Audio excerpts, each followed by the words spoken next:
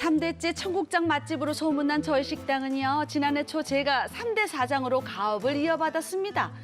할머니부터 어머니 그리고 저까지 손맛을 유지하려고 무던히도 애를 썼죠. 인사 뭐 하늘 꺼지게 한숨이야. 이달도 적자야. 이러다 가게 접어야 할지도 몰라. 에이 무슨 소리야. 이게 어떤 가게인데 할머니 때부터 장모님까지 당신까지 이어오면서 이제 전통과 역사가 있는 청국장집인데 에이 걱정 마. 좋은 날 오겠지. 남편과 저는 가업의 명맥을 유지하려고 낮에는 식당 일을 그리고 밤에는 새벽 배송 배달 일을 시작했습니다. 몸이 부서지는 것 같았지만 어려운 경제 사정에 일할 자리가 있는 것만으로도 감사하자는 마음이었습니다. 그런데 그 여보, 그 가게 종합소득세 신고해야 된다던데? 아이 뭐 본 게 있다고 종소세 신고를 해. 아이 됐어. 야, 뭐 적자 나는 가게 무슨 종소세 신고야. 안 해도 돼 뭐. 아이. 근데 우리 아내가 이렇게 나이가 많은 사람이야. 여상이잖아. 12살 여상이잖아. 할머니인 줄 알았어. 그래.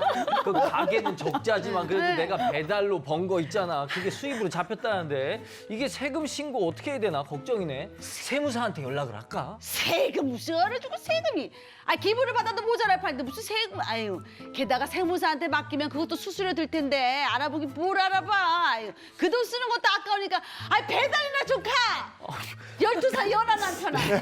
왜 이렇게 화를 내? 참 그러다 세금 맞아. 팔이 날리는 식당에 무슨 소득이 있어서 신고를 하겠습니까? 그런데 또 남편 말을 들으니까 종합소득세 신고를 해야 할 것 같기도 하고 어디 물어볼 데가 없어서 답답합니다. 적자만 보는 우리 가게도 종합소득세 신고를 해야 합니까? 진짜 그렇겠어요. 네. 그러게. 내 가게가 소득이 없어. 적자인데. 근데 소득이 어떻게? 있어야 무슨 종합소득세 그렇죠. 신고하는 거 아니에요? 이거 어떻게 해야 돼요? 궁금한데요, 진짜? 네.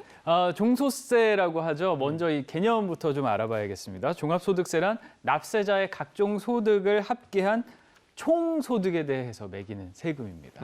그런데 지난해 저의 총 수입에 이제 소득세를 매긴다는 거잖아요. 근데 이게 전 국민이 다 내는 것 같지 않던데요? 직장 다니는 제 친구는 안 내던데?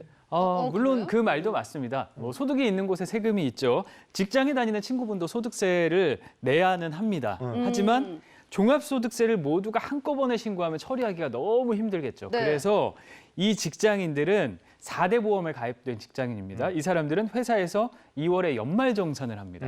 많이 들어보셨죠? 네. 네. 그 연말정산을 하면 종소세를 기업이 대신 신고를 해주는 거죠. 뭐 저처럼 이제 채널 A 소속인 사람은 네. 그러니까 종소세를 이제 기업이 대신 해주는 네. 셈. 편하겠네. 네. 연말정산. 그렇죠. 그럼 5월에 종소세 신고 대상자 누군 거예요? 그러니까 5월에는 임금 노동자를 제외한 비임금 노동자, 투자자, 사업가가 종소세를 신고를 해야 합니다. 좀 더 자세히 대상자를 좀 알아볼게요. 네. 급여의 3.3%의 세금이 차감되는 알바생이나 프리랜서, 또 자영업 하시는 분들, 또 직장인이지만 투잡인 분들, 또 은퇴 후에 일반 연금으로만 생활하시는 분들, 이런 분들 모두 종소세 대상입니다. 근데 연금 수령자도 종소세 신고 대상이네요? 네, 그렇습니다. 일반적으로 1,200만 원 이상의 연금 소득을 갖고 계신 분들도 세금 신고를 하셔야 합니다. 예, 또한 연금을 받으시면서 용돈벌이를 하시는 분들도 종합소득세 신고 대상자이십니다. 예, 매년 5월 소득을 통산해서 신고를 하시는 것이기 때문에 잊지 마시고 종합소득세 신고를 하셔야 해요. 만약에 신고를 하지 않으시면 무거운 가산세를 부담하실 수 있습니다. 네.